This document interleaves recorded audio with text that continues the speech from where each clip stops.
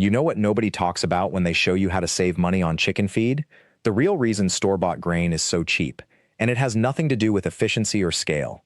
It has to do with something they do not want you to understand about your own land. My name is David, and I run a small, mixed homestead here in northern Ohio in the Plain community. We feed maybe 30 birds through the winter, and like most people, I used to think the solution was buying 50-pound bags at the feed store, stacking them in the barn, and feeling like I had a handle on things. Then I realized something that changed everything, and it cost me almost nothing to prove it. The cheapest grain in the world means nothing if your birds are not converting it into eggs and meat efficiently. And the real way to fix that conversion problem has nothing to do with the grain itself. It has to do with something your birds are already looking for on your property that you probably threw away last fall. Stay with me, because what I am about to show you will change how you think about feeding anything on your homestead. Here is the thing that feed store employees will never tell you, because it would hurt their business. Your birds do not actually need as much purchased grain as you think they do, if they have access to the right foods growing right where they live. A chicken eating a complete diet of store grain gets maybe 70% of the nutrients it could be getting if it had access to insects, seeds, greens, and mineral-rich forage. That remaining 30%, that is what separates a bird that lays consistently through winter from one that stops laying the moment days get short. That is the difference between meat birds reaching proper weight and staying stunted. And feed companies know this, which is why they fill their bags with filler calories and sell you volume instead of nutrition. Now, a lot of folks will tell you the solution is buying organic grain, or special supplements, or fancy multivitamins. That is just more money going the same direction. The actual solution is cheaper than anything in a bag, and most of you are already producing it. You are just not capturing it. You are composting it, or burning it, or leaving it in piles to rot. Last winter, my neighbor and I ran an experiment. He did everything the standard way, bought premium layer feed at $18 a bag, fed it exclusively, and supplemented with kitchen scraps.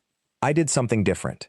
I kept the same number of birds, but I fed them a $4 base grain mix, added 3 things that cost almost nothing, and let them forage in a rotated system. His hens laid through the winter at about a 60% rate. Mine stayed at 85%. His birds went through 85 pounds of purchased feed per bird per year. Mine consumed 42 pounds. He spent $280 on feed. I spent $85.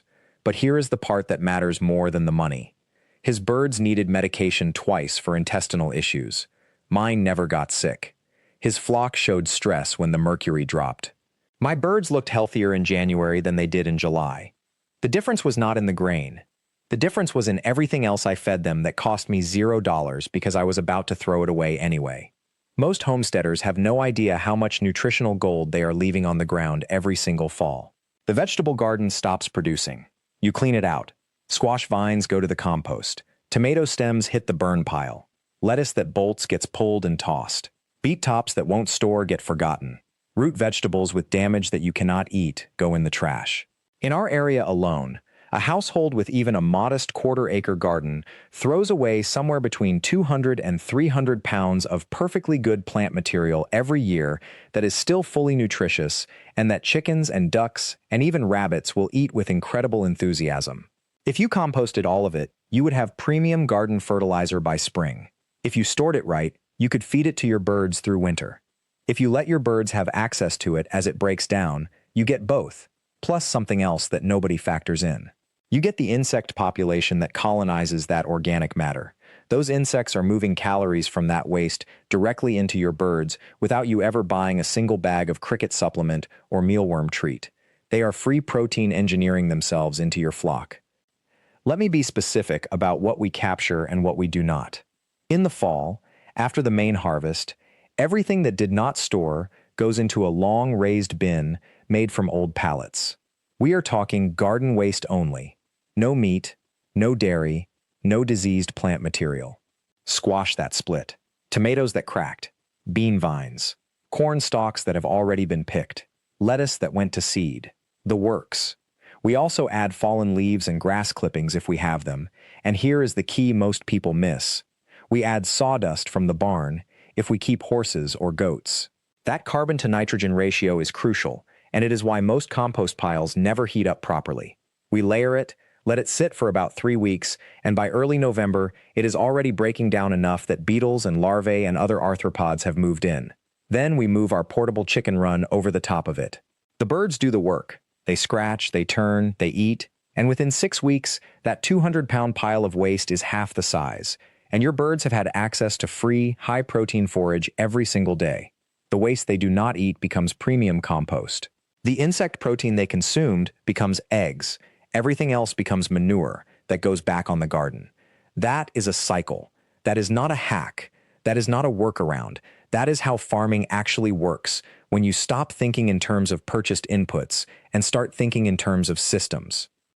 Now, the actual grain mix I use costs $4 per 20-pound batch, and that batch feeds about 8 birds for 1 week. I take 1 part cracked corn, 1 part whole oats, and 1 part barley. Nothing fancy. Nothing that requires a special supplier. You can get all 3 at any feed store, and the prices are stable year-round. That is the base. But that base is only maybe 40% of the actual caloric intake during the winter months, if your system is working right. The rest comes from what I just described, plus kitchen scraps, plus any stored green material. So here is what you need to understand about the feed store narrative. They want you to think the bird gets everything it needs from the bag. Bag nutrition is expensive per calorie. It is highly processed. It sits in bags for months, which means some of the micronutrient value degrades. They also want you thinking in terms of simplicity and convenience, because that is how they own your budget. 1 trip to the store, same feed, every single month, predictable spending. It is comfortable for them. What I am describing requires you to think about your homestead as an integrated system. It requires you to plan ahead. It requires you to use your hands. It requires you to watch and adjust. And yes, it is cheaper, but it is cheaper because it is more intelligent, not because it is less work. The work just moves from your wallet to your time and your land. The other thing nobody discusses is what happens in the 2nd and 3rd months of winter when your purchased feed has been sitting in the barn for 12 weeks. Grain does not go bad in the way you might think, but it does degrade. Moisture and temperature fluctuation create conditions where mold spores activate. Not the kind that makes grain visibly moldy, but the kind that makes grain less nutritious and less digestible. That is why your birds need more of it to feel satisfied in late February than they did in November. Mold toxins also suppress the immune system, which is why you see more illness as winter progresses when birds are fed exclusively from bags. Our system does not have that problem, because the birds are constantly consuming fresh forage and fresh insects from the decomposing pile. The grain they do eat from the bucket is supplemental, not foundational. When the grain sits in the bucket for a week, it gets older, sure, but the birds are not dependent on it for survival. They are depending on the living system around them. That is resilience. That is what separates a flock that survives winter and a flock that survives winter and thrives. Now, I want to address the one argument everyone makes when I explain this system. They say, "But I do not have a quarter-acre garden. I live on a small lot. I only have space for 3 or 4 birds." Fair. But let me ask you this. How much food waste does your kitchen produce in 3 months?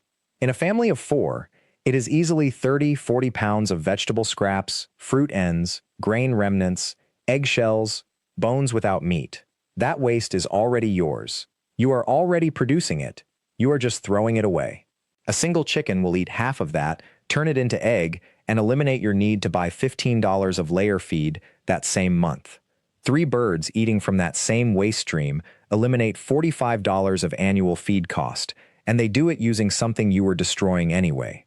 Even if you have to buy the $4 grain base, 3 birds cost you $16 a year to feed if you are capturing your kitchen waste properly. That does not include what you gain on the other side, which is eggs, which is fertilizer, which is pest control in your small yard.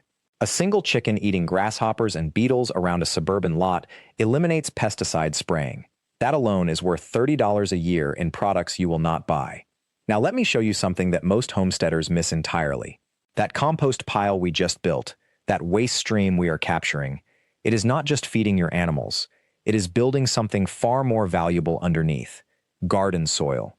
Real soil. The kind nurseries sell in bags for $8 to $12 each. The kind that takes them years to manufacture, and you are building it for free in your own yard. Here is what most people do not understand about store-bought garden soil. It costs money, because someone else collected the material, broke it down, screened it, and transported it. Every dollar of that soil cost is labor and shipping. But you are already producing the raw material. You are already breaking it down through normal composting. You just have to learn to screen it and use it. Last year, my neighbor paid $320 to have a landscape company deliver 15 cubic yards of garden soil to fill raised beds around his new house. He paid a truck to haul it, paid a crew to spread it, and paid for the soil itself, 15 cubic yards. That is roughly 1,200 bags of bagged garden soil, or about $100 worth if he had bought it in bags. He paid 3 times that because of the convenience. I built 5 raised beds, 4 feet by 8 feet by 2 feet tall. That took $87 in lumber, nothing more. Then I filled them completely with my own compost, free compost, from my kitchen, from my animals, from my yard waste. This is the part where people get confused about DIY. They think building something yourself means it has to be rough or ugly or unstable. It does not. It means you are not paying for the brand name, the packaging, or the distribution chain. A raised bed is a wooden box. That is all. 4 pieces of lumber, corner brackets, and soil. A store will sell you that box for $160 because you are paying for the brand, the retail space, the marketing, the truck that brought it to the store, and everyone who touched it along the way. I paid $87 for better lumber, wood that will last longer, wood I selected myself. But here is the real money move. That store-bought bed comes empty. You still have to buy soil. You pay for it, again, either in bags or in bulk delivery. You are now at $230 total, minimum. My 5 beds cost me $87 for the frames and nothing for the soil, because I made the soil myself over the course of the year. Total cost, $87. That one decision, making my own soil instead of buying it, saved me $500. Now, I want to be clear about what compost actually does, so you are not disappointed. Compost is not a substitute for good soil. It is a builder of good soil. Good soil has structure. It has minerals. It has biology. Compost adds organic matter. It feeds the biology. It improves the structure over time. If you have hard clay, compost mixed in improves it. If you have sandy soil, compost mixed in helps it hold water. Compost is an amendment. It is the thing you add to make soil better. But that is enough for most homestead gardens. Most of us are not running a commercial operation. We are growing food for our family.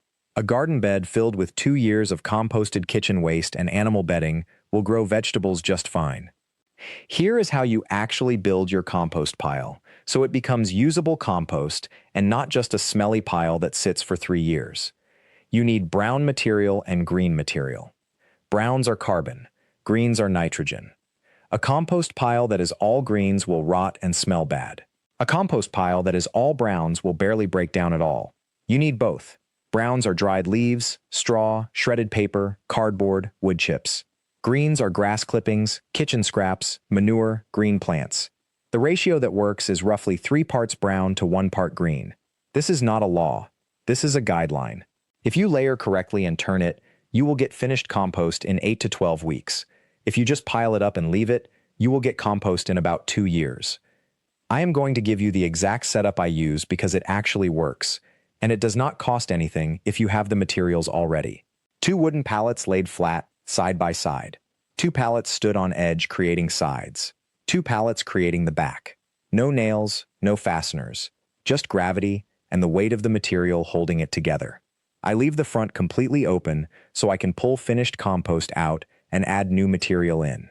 On top, I lay a piece of corrugated metal roofing, something I recovered from an old barn. It sheds water so the pile does not get waterlogged, but it does not block all moisture, so decomposition still happens. In that bin, I layer brown material, kitchen scraps from that morning, brown material, grass clippings from mowing, brown material, old straw bedding from the chicken coop. I turn this pile every week, maybe every 2 weeks if I am busy. It takes about 10 minutes with a pitchfork. In summer, it heats up enough that you can see steam coming off it on a cool morning. That heat means it is breaking down rapidly. By week 8, the bottom is finished compost. It is dark, it crumbles in your hand, it smells like earth, not like rot. That is when you pull it out and use it. The part most people miss is what you do with that compost once it is done. They let it sit in a pile, and then they wonder why it is not actually improving their garden beds. You have to use it. You have to integrate it. Every time you plant something, you are mixing that compost into the top 4 inches of your bed. Every season, you are adding a new layer on top. Over 2 or 3 years, you are literally building your soil higher and richer. And here is what makes this system cost almost nothing. Everything feeding that compost pile is already in your system.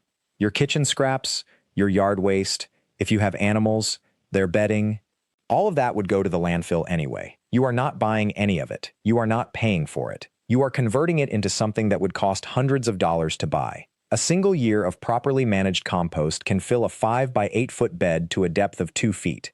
That is roughly 40 cubic feet of material. Bagged garden soil at typical garden centers runs $30 to $40 per cubic yard.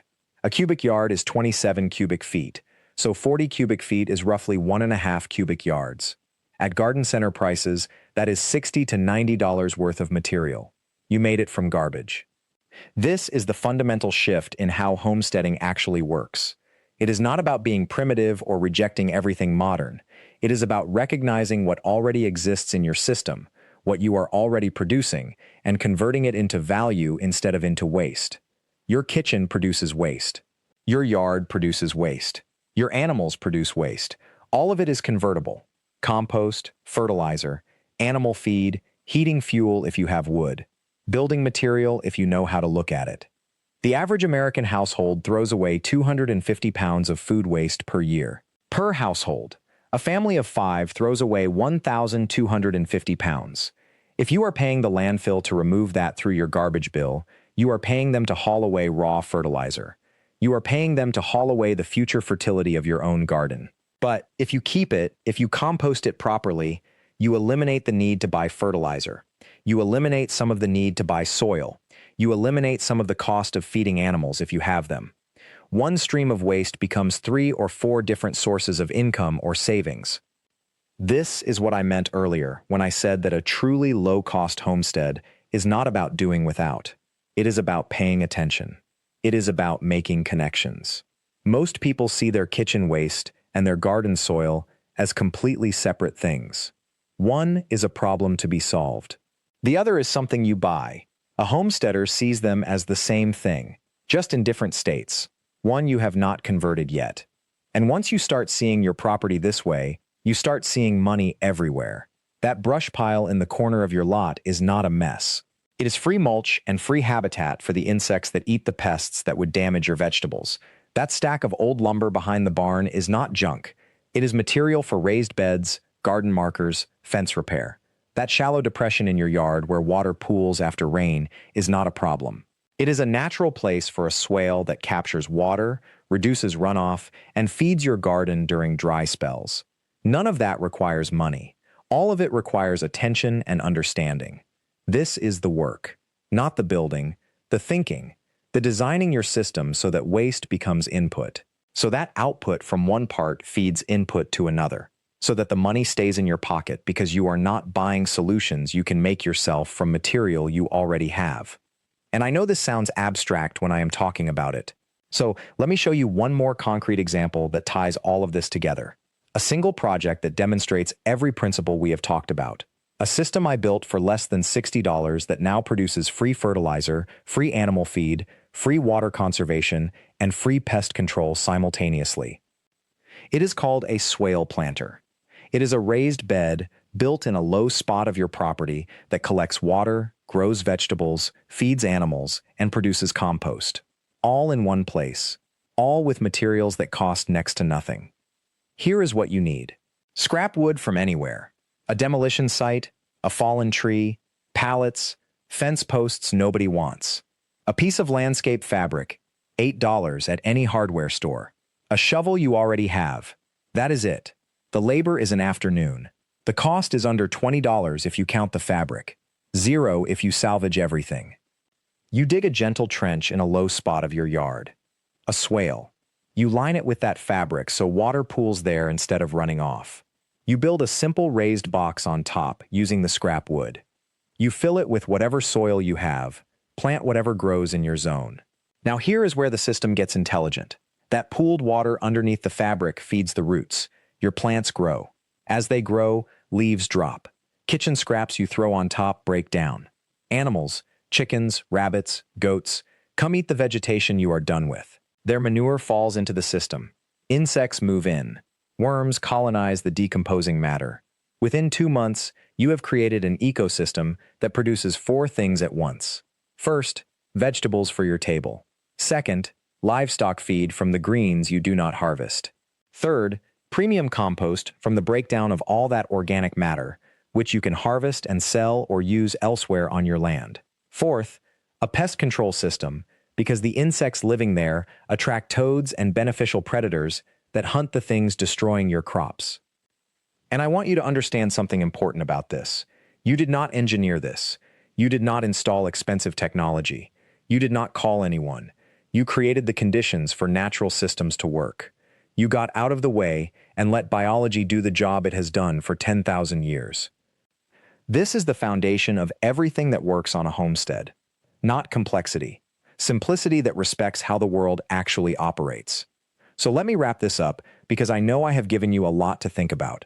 The big idea is this.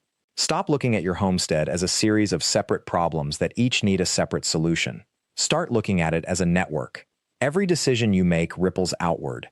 Every material you choose, every space you arrange, every system you build either creates work for you or it does work for you. The farmers and families who have built sustainable homesteads for generations, the Amish, the Mennonites, the people who learned this through necessity, not Instagram. They did not do it because they were smarter than you. They did it because they asked one question before every project. Does this system create or does it consume? Does it produce abundance or does it demand constant maintenance? And that question, asked consistently, changes everything. It changes what you buy. It changes how you arrange your land. It changes how you think about waste, about tools, about time. I built my homestead not because I am special or because I have some secret knowledge. I built it because I learned to ask that question.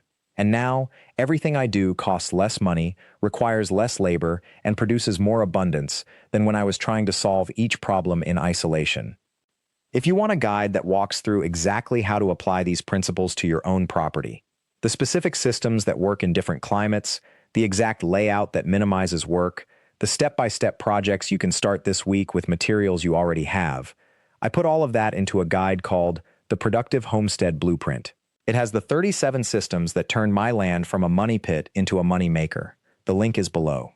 Subscribe to this channel if you believe that real self-sufficiency is not about technology or complexity.